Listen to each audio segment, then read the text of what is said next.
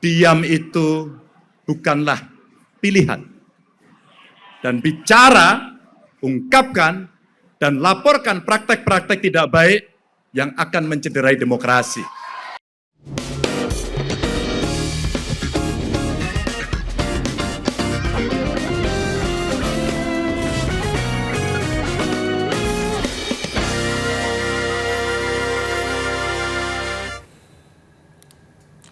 Halo, selamat malam dan selamat datang kembali di Konspirasi Prabu.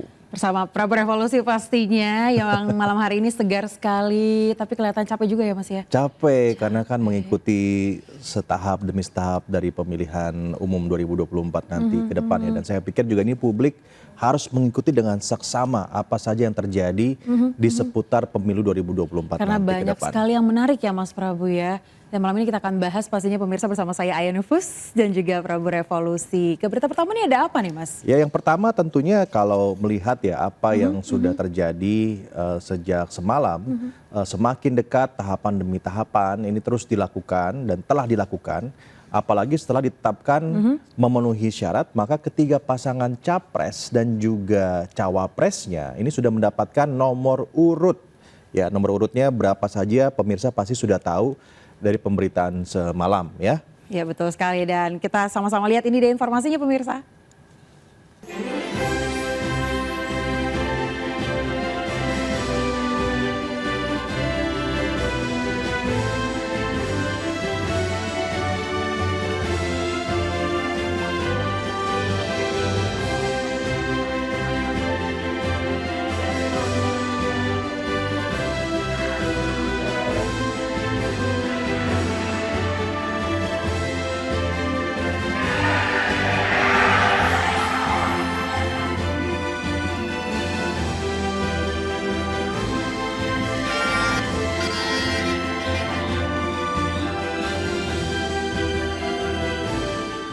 Ya, Ayah dan pemirsa, kemarin kan perhatian masyarakat tertuju pada acara pengundian nomor urut Capres dan Cawapres 2024. Dan banyak hal yang menjadi bahan diskusi di tengah masyarakat. Yang pertama dan utama tentunya nomor urut. Akhirnya kan publik tahu nomor urut masing-masing dari Capres dan juga Cawapres. Ya. Betul sekali dan kita lihat juga nomor urutnya ada 1, 2, 3, mana Ganjar juga dapat nomor 3. Dan ini kalau kita lihat apakah menurut Mas masih ada nih nomor keramat? Nomor keramat. Iya, banyak yang beredar di media sosial terkait dengan nomor keramat nih. Kayaknya udah nggak ada lagi ya Mas ya. Saya pikir sebenarnya semua nomor pasti sama ya, namun kemudian bisa dicari konteksnya kepada masing-masing capres dan juga cawapres. Tinggal yang perlu masyarakat pikirkan dan juga tentu utamakan adalah melihat masing-masing gagasan, komitmen, rekam jejak dari masing capres cawapres instead of melihat nomor urutnya. Betul sekali. Jadi pemirsa kita sekarang harus mulai pintar ya untuk memilah informasi.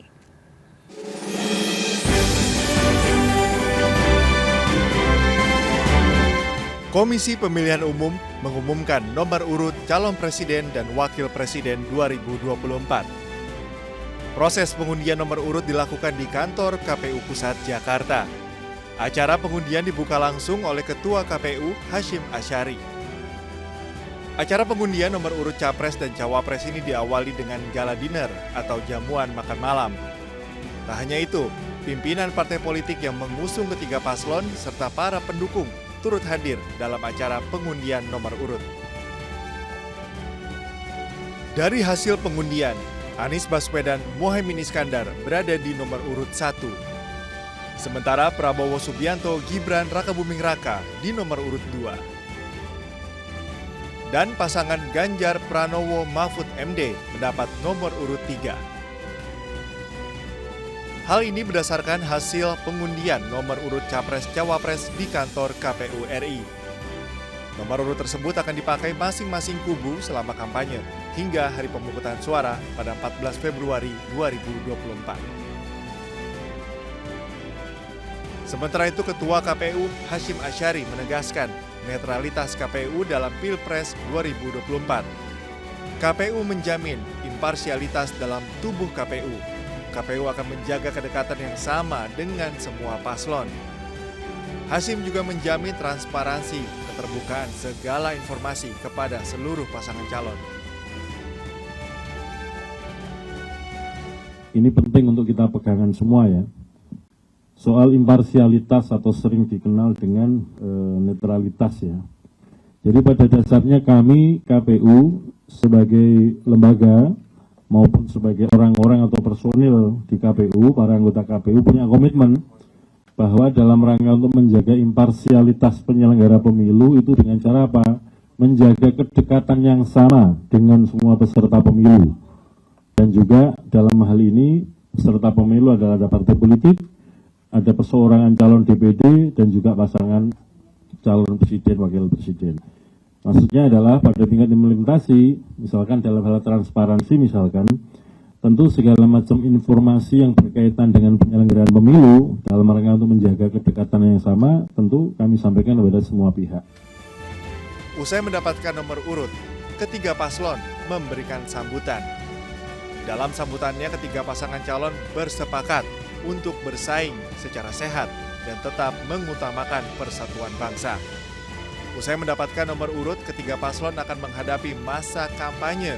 Dengan demikian, masyarakat Indonesia bersiap menyongsong masa kampanye Pilpres pada 28 November 2023 mendatang.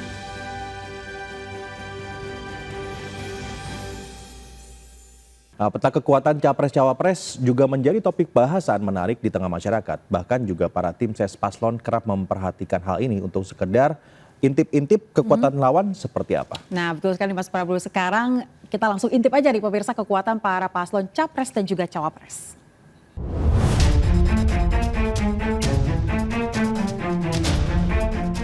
Komisi Pemilihan Umum menetapkan 3 pasangan calon presiden dan calon wakil presiden untuk berlaga di kontestasi pemilu 2024.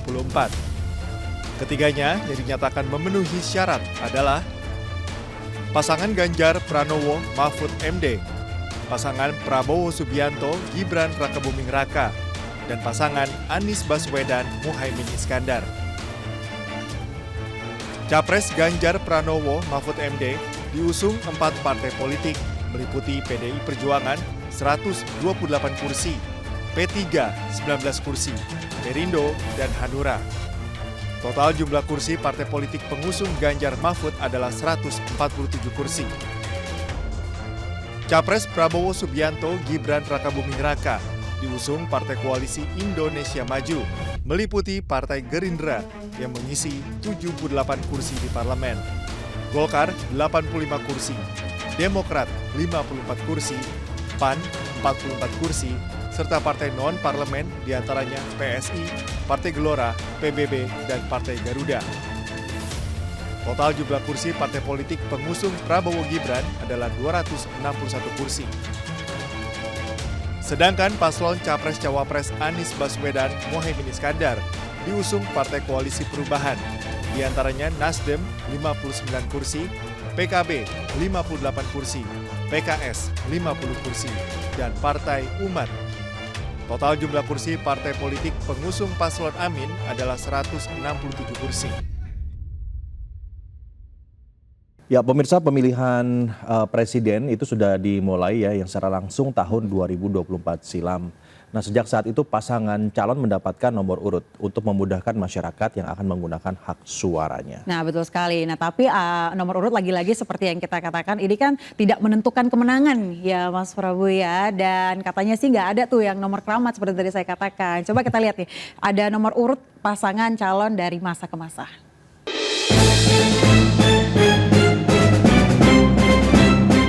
Pada Pilpres 2004, terdapat 5 pasangan calon.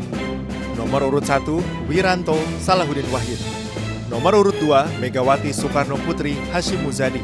Nomor urut 3, Amin Rais Siswono Yudhoyono. Nomor urut 4, Susilo Bambang Yudhoyono Yusuf Kala. Nomor urut 5, Hamzah Has Agung Gumelar. Pilpres berlangsung 2 putaran dan pasangan SBY-JK keluar sebagai pemenang. Sementara pada Pilpres 2009, jumlah paslon berkurang menjadi 3 paslon, yakni nomor urut 1 Megawati Soekarno Putri Prabowo Subianto, nomor urut 2 Susilo Bambang Yudhoyono Budiono, nomor urut 3 Yusuf Kala Wiranto. Pada Pilpres 2009, pasangan SBY Budiono keluar sebagai pemenang. Dan pada Pilpres 2014, dua paslon bertarung pada musim ini, yakni nomor urut 1 Prabowo Subianto Hatta Rajasa, nomor urut 2 Joko Widodo Yusuf Kala, dan pasangan Jokowi JK menjadi pemenang. Hingga Pilpres 2019, dua pasangan juga bertarung menjadi orang nomor 1 di Indonesia, yakni nomor urut 1 Joko Widodo Ma'ruf Amin, nomor urut 2 Prabowo Subianto Sandiaga Uno. Pada masa ini, pasangan Jokowi Ma'ruf Amin keluar sebagai pemenang. Nah, selanjutnya juga terkait dengan kemarin nih Mas Prabu ya, setelah mendapat nomor urut, ketiga pasangan ini memberikan pidatonya. Nah, masing-masing pidato ini menyinggung soal dugaan kecurangan pemilu nih Mas. Ya, seperti paslon nomor urut 3, Ganjar Mahfud sempat menyinggung soal dinamika politik saat ini yang dianalogikan sebagai drama Korea yang sangat menarik.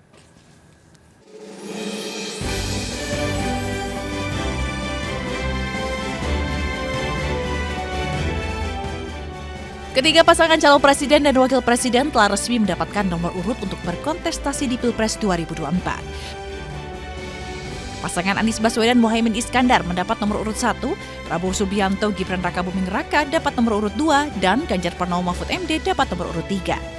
Usai pengambilan nomor urut, ketiga pasangan diberi kesempatan untuk menyampaikan pidato. Dalam kesempatan ini, pidato yang disampaikan ketiga paslon mengandung substansi yang sama, namun dengan diksi yang berbeda, yakni mengenai kecurangan pemilu. Mereka mengharapkan pemilu kali ini bisa berjalan dengan jujur dan adil. Dimulai dari paslon nomor urut 1 yang diwakilkan oleh Cawapres Muhaimin Iskandar. Dalam pidatonya, ia menyinggung soal pemilu yang dianalogikan seperti pertandingan sepak bola. Ia meminta rakyat Indonesia menikmati pemilu dengan riang gembira dan kebersamaan. Kita semua yakin kalau kita melihat pemilu seperti sepak bola, maka rakyat punya kesempatan untuk menyaksikan dengan bahagia. Kalau ada pemain yang bersifat curang, tolong diteriaki supaya tidak curang. Kalau ada wasit merangkap pemain, kita foto dan kita sebarluaskan. Kalau ada wasit yang curang, kita laporkan kepada FIFA sebagai lembaga tertinggi. Kalau ada pemain yang nakal dan nekling lawan, foto dan viralkan ke seluruh penjuru. Capres nomor urut 2, Prabowo Subianto pun dalam pidatonya menanggapi apa yang disampaikan Muhaimin. Ia menegaskan kejujuran dalam pemilu harus utuh seutuh-utuhnya. Jadi saya sangat sependapat dengan aspirasi pasangan calon nomor 1. Memang kita bersyukur kita memiliki negara yang berdemokrasi. Kita percaya dan yakin KPU akan melaksanakan semua proses pemilihan umum dengan sebaik-baiknya, dengan sejujur-jujurnya, dengan seadil-adilnya, tanpa kecurangan apapun.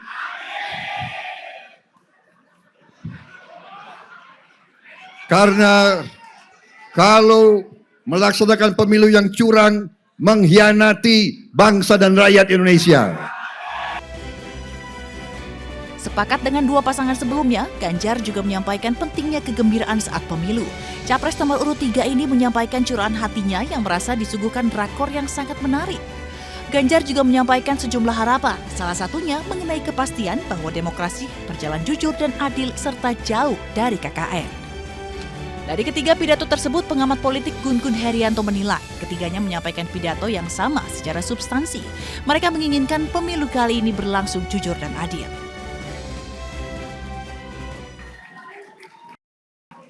Saya tenang kok. Dan kami ini tenang semuanya. Karena kami sangat yakin ada rakyat Indonesia bersama kami untuk menjaga demokrasi di negeri ini. Bapak Ibu yang sangat saya hormati, perjalanan demokrasi ini memang kadang-kadang lurus, kadang-kadang berliku seperti aliran air. Tapi percayalah, air yang mengalir itu, dia akan mengikuti arah batinnya. Dia tidak akan bisa dibendung dengan cara apapun. setelah ini kita mesti bisa memastikan bahwa arah reformasi mesti kita tuntaskan. Demokrasi yang berjalan jurdil, situasi yang bisa berjalan pada rel, dan kita selenggarakan dengan betul-betul membawa integritas yang jauh sekali dari unsur KKN. Harus kita pastikan. Inilah amanat reformasi dan inilah amanat konstitusi yang sekarang kita pegang. Dan tentu kita mesti menyelamatkan seluruh golongan, seluruh kelompok masyarakat, dan bagaimana sejatinya kita menjaga NKRI. Diam itu bukanlah pilihan. Dan bicara, ungkapkan, dan laporkan praktek-praktek tidak baik yang akan mencederai demokrasi. Dari ketiga pidato tersebut, pengamat politik Gun Gun Herianto menilai ketiganya menyampaikan pidato yang sama secara substansi. Mereka menginginkan pemilu kali ini berlangsung jujur dan adil. Ini terlalu simplikatif kalau kemudian menilai mana yang paling bagus, tetapi bahwa ada satu pasangan yang secara eksplisit menyampaikan kritik ya. Contohnya misalnya pasangan Ganjar itu kan melakukan kritik terhadap proses yang selama ini dirasakan oleh pihaknya, itu menunjukkan beberapa gejala ya. Misalnya soal netralitas ya, soal kemudian tentu bagaimana misalnya para penyelenggara pemilu itu harus kemudian berada dalam posisi yang jauh lebih. Sebelumnya isu kecurangan mencuat di Pilpres 2024 karena keikutsertaan anak Presiden Jokowi, Gibran Rakabuming Raka, maju sebagai cawapres Prabowo setelah ada putusan perkara 90 di Mahkamah Konstitusi yang memperbolehkan orang berusia di bawah 40 tahun ikut Pilpres selama pernah terpilih dalam pemilu sebagai kepala daerah. Nah, momen malam tadi juga menjadi momen penting bagi Anda, publik dan rakyat Indonesia untuk melihat capres yang betul-betul, atau capres dan juga cawapres yang betul-betul sudah mempersiapkan segala sesuatunya untuk rakyat. Anda bisa menilai dari pidato yang mereka siapkan, manakah yang betul-betul substantif, manakah yang betul-betul berbobot, dan mana yang betul-betul memberikan perhatian khusus, perhatian lebih kepada rakyat Indonesia. Nah, call-nya ada di Anda sebagai rakyat Indonesia, sebagai pemilih. Ya pemirsa, jangan kemana-mana, Konspirasi Prabu masih akan segera kembali usai jeda ini.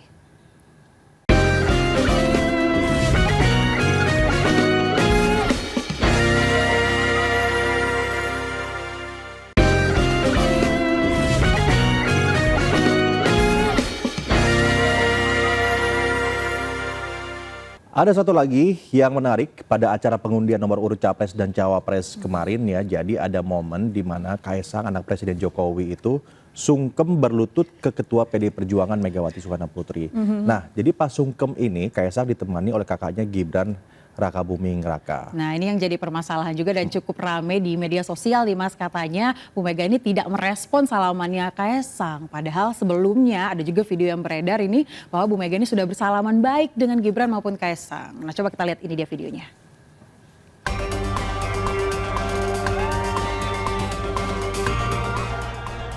Ramai di media sosial video Kaisang sungkem kepada Ketua Umum PDI Perjuangan Megawati Soekarno Putri kemarin malam jelang pengundian nomor urut Capres-Cawapres di KPU RI. Atas potongan video yang beredar, muncul narasi seakan-akan Presiden Indonesia kelima ini mengabaikan Gibran maupun Kaisang.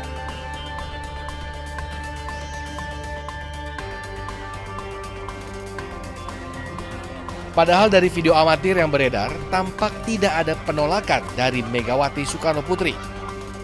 Secara jelas, video ini memperlihatkan bahwa Megawati menerima dan menyalam baik Gibran maupun Kaisang dengan senyuman.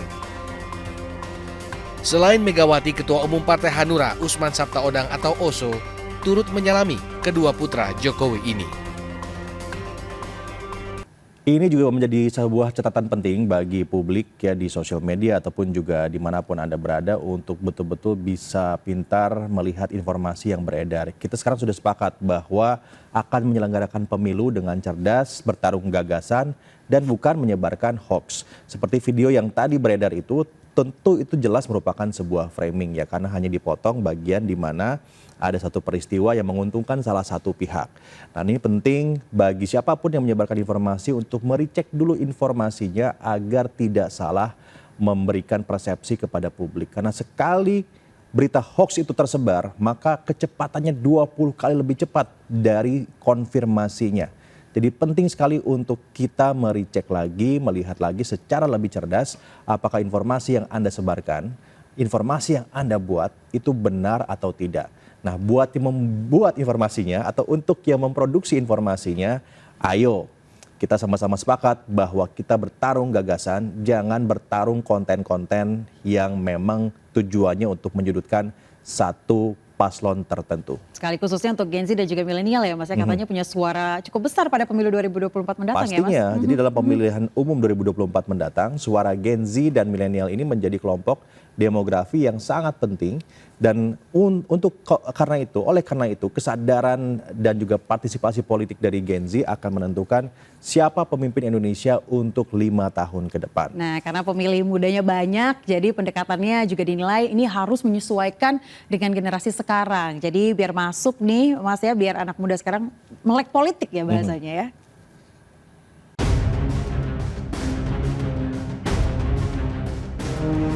Pemilih generasi Z dan milenial yang rentang usianya 17 hingga 40 tahun dinilai menjadi instrumen kunci dalam memenangkan pemilu tahun 2024 mendatang, di mana suara Gen Z dan milenial menjadi kekuatan demokrasi dalam memilih siapa pemimpin yang layak memimpin Indonesia 5 tahun ke depan.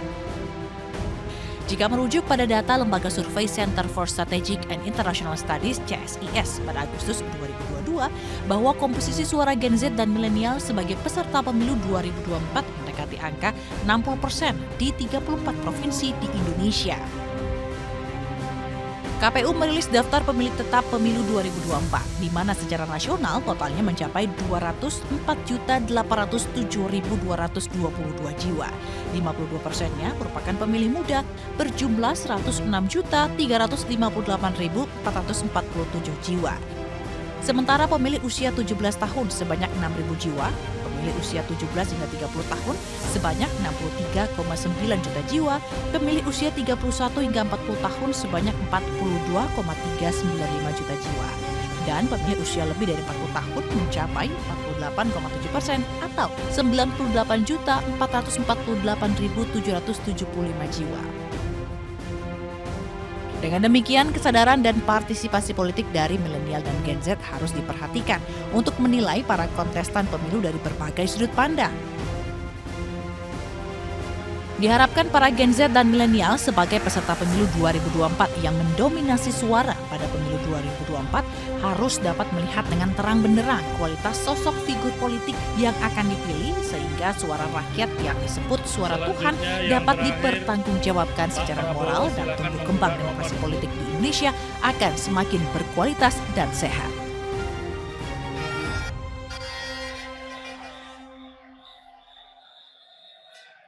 Nah, Gen Z dan juga Gen Y ataupun anak-anak muda menjadi salah satu elemen penting dalam demokrasi kita ke depan dalam pemilu 2024 kali ini karena populasi tertinggi dalam pemilih ke depan adalah Anda semua. Oleh karena itu, kita sangat berharap sekali agar anak-anak muda, Gen Z dan juga Gen Y betul-betul memilih pimpinan atau pemimpin Republik ini selama 5 tahun ke depan yang betul-betul bisa mengamankan aspirasi Anda sebagai anak muda, yang bisa mengamankan aspirasi generasi muda ke depan. Karena nanti yang mereka akan memimpin kita semua dengan semua permasalahan yang sangat kompleks. Oleh karena itu betul-betul diharapkan agar anak-anak muda ini ya ketika memilih bukan karena gimmick, tapi memilih karena substansi yang dibawa oleh masing-masing capres dan juga cawapres. Wah, ini saya sebagai Gen Z tertua nih jadi merasa terpacu nih ya.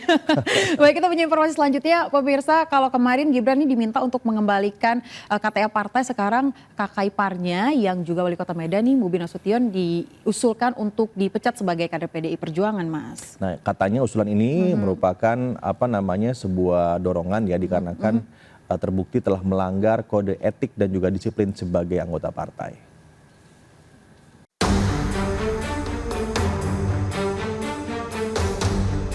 Dewan Pimpinan Cabang Partai Demokrasi Indonesia Perjuangan atau DPC PDIP Kota Medan resmi mengusulkan pemecatan Bobi Nasution sebagai kader partai.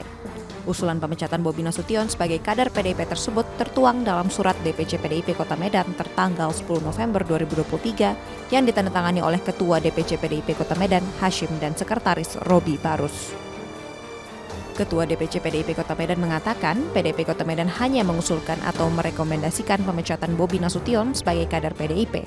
Masalah pemecatannya nanti itu merupakan kewenangan DPP PDIP.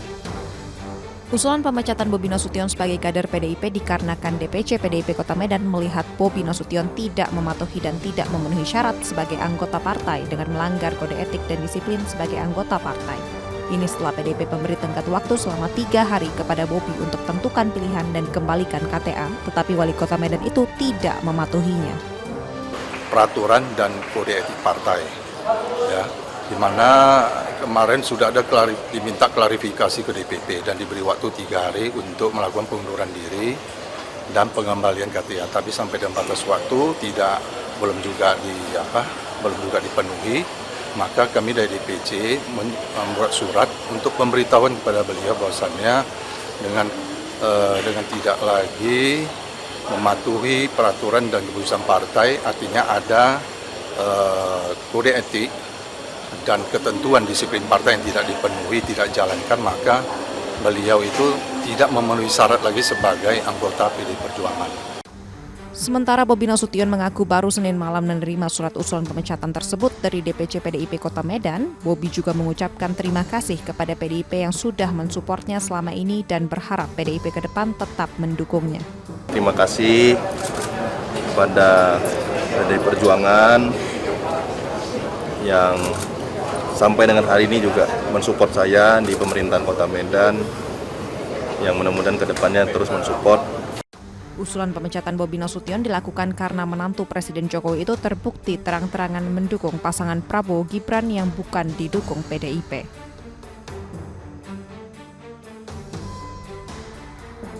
Ya pemirsa, jangan kemana-mana, Konspirasi Prabu masih akan segera kembali usai jeda ini.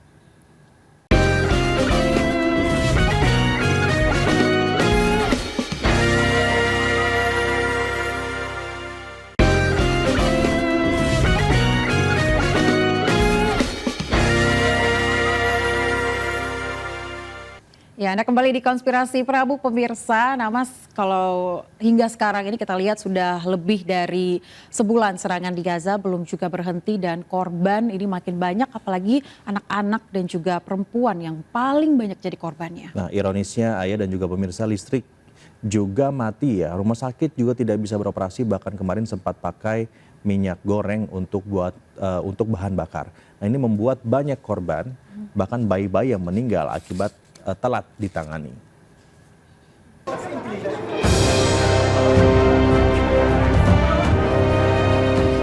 Kondisi di Rumah Sakit Al-Shifa, rumah sakit terbesar di Gaza, cukup mengerikan dan berbahaya.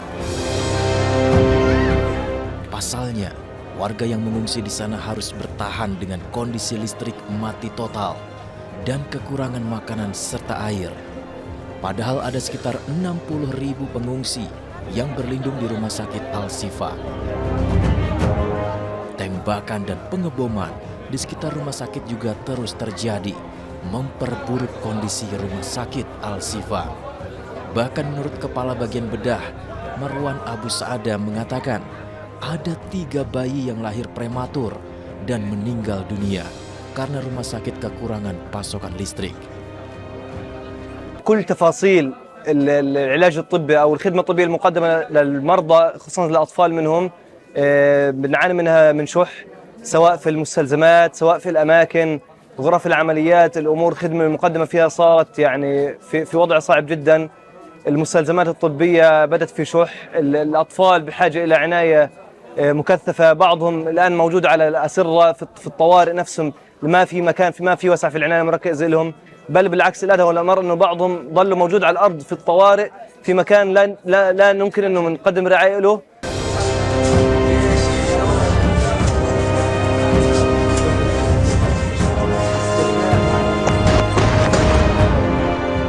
Tidak hanya di Rumah Sakit Al-Shifa, kawasan Rumah Sakit Indonesia yang berada di bagian utara Gaza juga tidak luput dari serangan Israel.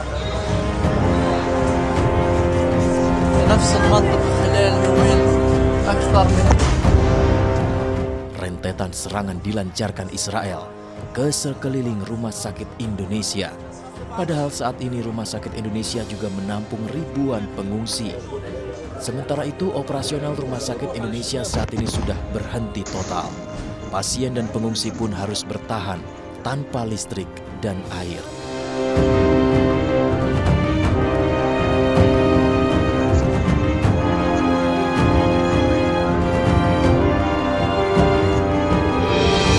Hampir 50 orang jurnalis meninggal dunia akibat serangan Israel ke Gaza. Bahkan saat ini tentara Israel sudah masuk ke area salah satu yang seharusnya tidak bisa disentuh ketika peperangan, yaitu rumah sakit. Dalam hal ini adalah Rumah Sakit Al-Shifa. Ya nggak kebayang ya pemirsa dan juga Mas Prabu, begitu kita ada di zona perang, mana hidup kita ini di bawah teror, tapi harus tetap memberikan informasi kepada dunia. Ini sesuatu yang berat ya tentunya bagi kita para jurnalis. Ya, kita semua sedih. Karena rekan-rekan jurnalis yang gugur di medan perang, tapi bukan hanya jurnalis saja yang diserang. Israel juga menargetkan tenaga medis, di mana tenaga medis ini menjadi lini terdepan untuk membantu para korban. Kalau tidak ada tenaga medis, maka kita juga akan kebingungan siapa yang akan membantu para korban. كان هناك عدة غارات في شمال القطاع.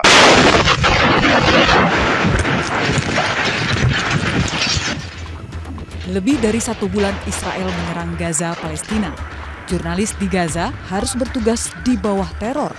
Meski telah menggunakan pakaian bertuliskan jurnalis, namun mereka tidak luput dari serangan Israel.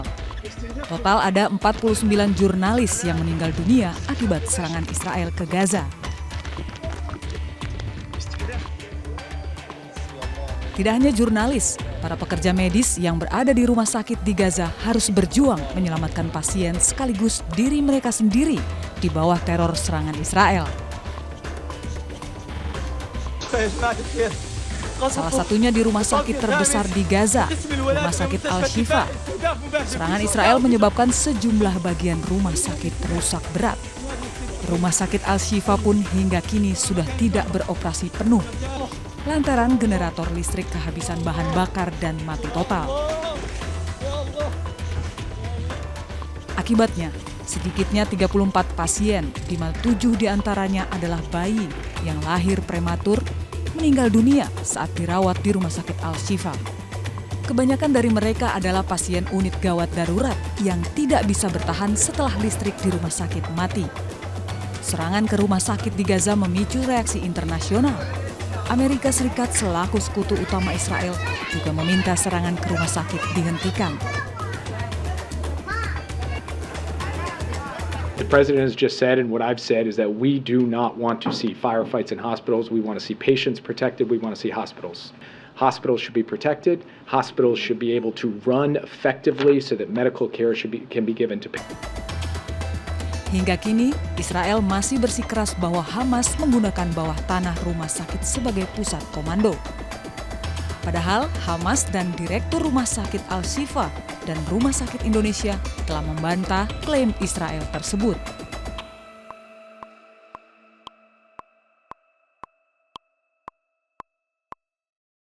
Israel kembali melakukan serangan udara yang menyasar perumahan. Serangan brutal ini sekali lagi memperjelas mereka yang berada di selatan zona evakuasi militer Israel sama sekali tidak aman dari serangan Israel. Ya, tidak hanya itu saja pemirsa, hujan yang mulai turun juga ini membuat nasib pengungsi di Khan Yunis pun memburuk. Ini tipisnya tenda yang ditempati pengungsi tidak mampu menghalangi masuknya air.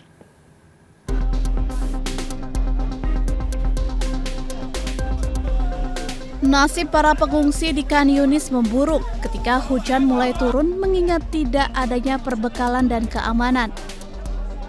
Dengan dimulainya musim dingin, para pengungsi kini tinggal di tenda-tenda yang tidak memiliki kebutuhan dasar untuk hidup. Tempat berteduh untuk menghalangi masuknya air hujan juga tidak dapat melindungi dari hawa dingin. قصف المعسكر الدور كلهن قصفوه ما دخلوش ولا دار كله نسف عن ابو جانب في الشدور طلعنا نجري زي ما انت شايف في الاواعي الصلاه فيش يعني ما خدناش معنا شيء كله هذا الكعش اللي من هنا شرنا وجبنا ولملمنا حالنا من هنا وهنا الاسعار نار يعني ثلاثه الاشي مضاعف هان ببيعوا يعني الناس. طلعنا وقعدنا في هالعريشه بيجي هانت اكثر من 80 نفر فيها كلهم اطفال. شايف انت يعني عرمل وكلهم بيناموا عرمل الاطفال معهم نزلات معويه مش لاحقين نجري فيهم نتج واسهال وسخانه. Anak-anak pengungsi juga menderita penyakit akibat perubahan cuaca dan kondisi kehidupan yang keras. Lebih dari 2/3 penduduk Gaza yang berjumlah 2,3 juta jiwa telah meninggalkan rumah mereka sejak perang dimulai. Kota Gaza, wilayah perkotaan terbesar di wilayah tersebut, adalah fokus serangan Israel dengan dalih menghancurkan pejuang Hamas.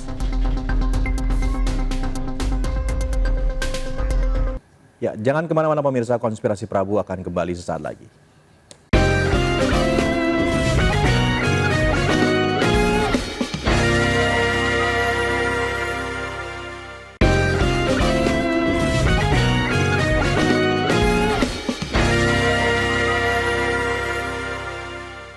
Ya, ayah hari yang ditunggu-tunggu buat para pecinta Coldplay atau Coldplayers Indonesia akhirnya tiba malam hari ini ya, ketika mereka konser di Indonesia untuk pertama kalinya. Pasti bakal rame banget, dan juga yang paling penting adalah pemirsa yang sekarang ada di kantor, kalau mau pulang harus menghindari jalan-jalan tertentu saat bubaran konser. Betul sekali. Nah, yang paling menarik lagi nih Mas, seluruh personel dari Coldplay ini sendiri, terutama Bang Chris Martin ini sudah tiba di Jakarta. Dan yang paling menarik perhatian, kemarin dia sempat posting di Instagramnya jalan kaki di jalanan Jakarta tanpa alas kaki alias nyeker. Nah, jadi aksi Bang Chris ini viral di sosial media.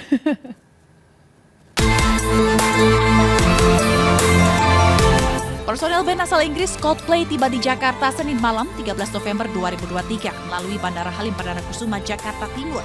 Keempat personel datang dengan menggunakan jet pribadi. Sehari setelahnya, Selasa 14 November kemarin, vokalis Coldplay Chris Martin juga tertangkap kamera sedang berjalan kaki di kawasan Sudirman, Jakarta Pusat. Aksi Chris Martin yang berjalan nyeker ini pun ramai jadi perbincangan warganet. Sejak pagi hingga Rabu siang, para Coldplayers telah berdatangan ke area GBK Senayan, Jakarta. Meski konser baru dimulai pukul 21 waktu Indonesia Barat dan pintu masuk ke lokasi konser di Stadion Utama GBK pun belum dibuka, namun para penggemar Coldplay ini nampak setia menunggu berjam-jam. Coldplayers yang datang dari berbagai daerah di Indonesia mengaku sengaja datang lebih awal guna menghindari antrian panjang dan berdesakan. Alami langsung ya, selama ini kan dengar lagunya kan via digital ya. Pengalaman yang pertama, dan band sebesar Coldplay datang ke Indonesia, kita harus nonton langsung. Tunggu banget, kayak thanks God banget punya kesempatan untuk nonton Coldplay. Finally, udah war lama banget, yang dimana sekarang akhirnya bisa berkesempatan untuk nonton gitu.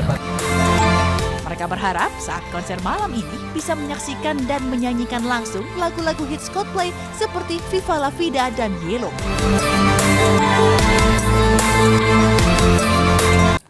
Kemarin Indonesia menahan imbang Panama 1-1 ya pada laga lanjutan grup Piala Dunia, grup A Piala Dunia U17 di Gelora Bung Tomo, Surabaya, Jawa Timur. Dan selanjutnya Garuda Asia ini akan melakoni laga hidup mati melawan Maroko Kamis besok. Ya, semoga yang pastinya menang ya Mas. Kalau kita lihat ini stamina dan juga performa dari U17 kita sangat luar biasa. Selanjutnya Timnas U17 Indonesia akan menjalani laga terakhir kontra Maroko sebagai laga hidup mati. Matchday ketiga melawan Maroko kembali akan digelar di Stadion Gelora Bung Tomo 16 November mendatang.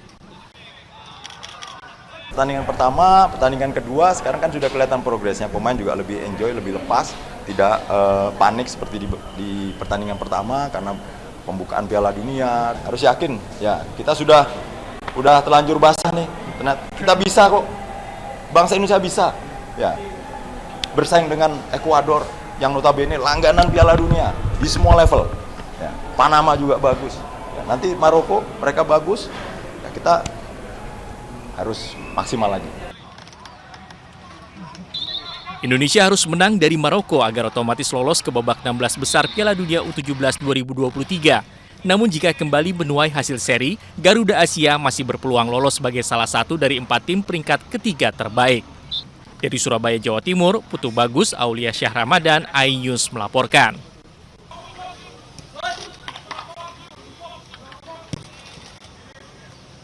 Ya, demikian konspirasi Prabu hari ini. Saya Prabu Revolusi. Dan saya Yanufus, pemirsa pamit undur diri. Kita ketemu lagi di konspirasi berikutnya. Sampai jumpa.